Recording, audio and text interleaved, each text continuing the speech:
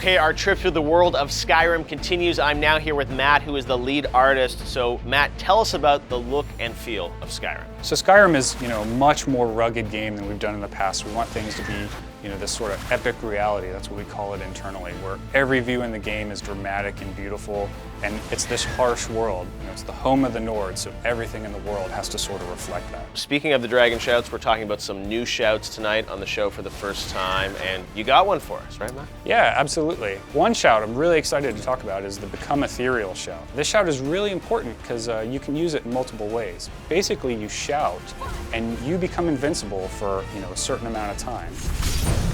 You can use it in combat, to take damage, but you can't fight during the shout. But more importantly, you can use it to, for tactical advantages. So for instance, we have this quest, and one of the ways you have to escape is you are forced out onto a balcony in the city. And if you use Become Ethereal Shout, you can jump off the balcony and survive a fall that would normally kill you. So it's a good way to maneuver the world. I mean, you can actually jump down mountains with this shout and get away from any creature who's attacking you. So you can become invincible if you shout out what 3 words? So it's Faim Sie Groan, the words of the dragon language, and they mean fade, spirit, and bind.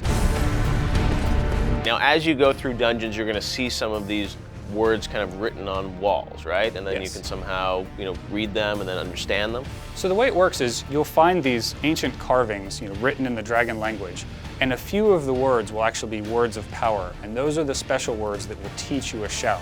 So because you're Dovahkiin, you can look at these words and absorb their energy, and that will teach you the dragon language.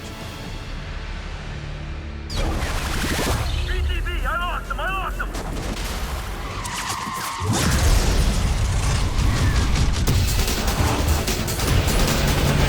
Tell me how you got involved with the project and when EA pitched you on working on this racing game. I met with the director, and once I said Need for Speed and video game and I said I'm in. I'm totally in. Where do I sign up? My character's name is Jack Rourke, and he's kind of gotten himself into some heat with the mob. Get in the car, grab it! That's the guy! That's the guy! Get him! You want him to win as a hero.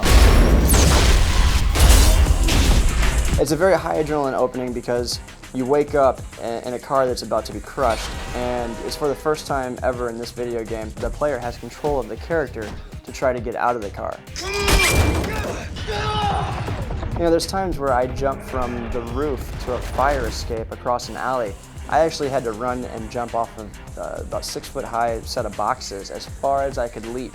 So when you see those sequences where I'm flying through the air or sliding on the ground, we set all these different things up to enable me to do the action that you see when you play the game. So has it been making you drive faster on the roads lately? There's been many a street race that I've gotten in. Speeding tickets in your past? Yes, there's several, but now it's time for me to keep all my fast driving in the video games.